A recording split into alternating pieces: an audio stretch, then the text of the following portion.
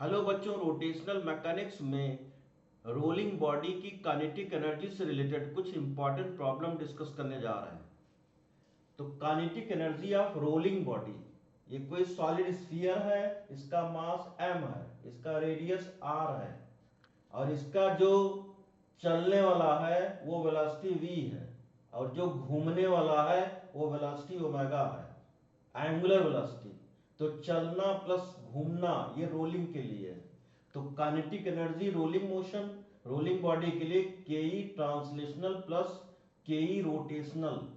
तो K E translational half M we square और plus K E rotational half I not omega square.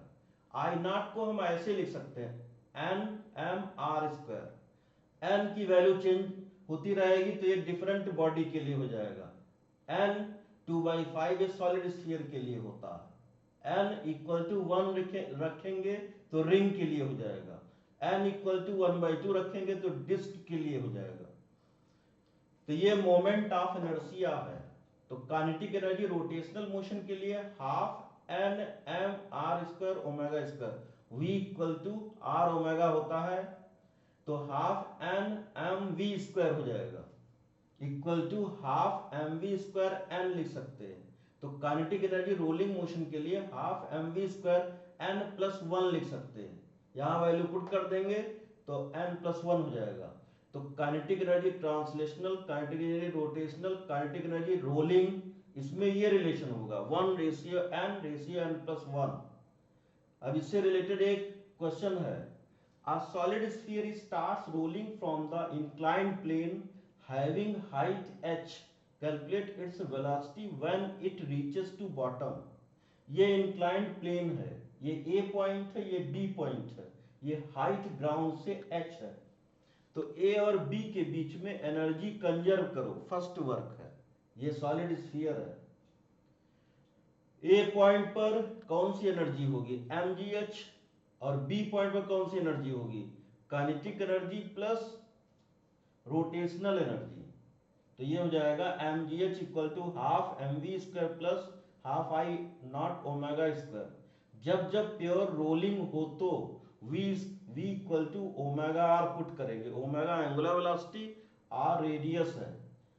तो ये solid sphere का जो मोमेंट ऑफ इनर्शिया होता है I not equal to 2/5 m are square, n की value 2/5 हो जाएगी।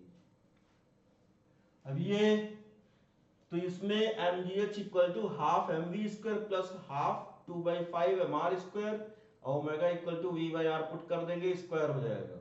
तो m g h equal to m cancel हो जाएगा तो इसको सिंप्लीफाई कर लेंगे तो v equal to under root 10 g h upon 7 आ जाएगा।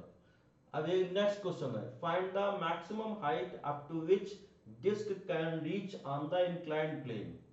ये ए पॉइंट है, ये बी पॉइंट है, हाइट एच है तो एच फाइंड करना है। यहां से प्योर रोलिंग करता हुआ ये ऑब्जेक्ट बी पॉइंट तक जाता है। ये डिस्क है, इसकी वेलोसिटी वी है।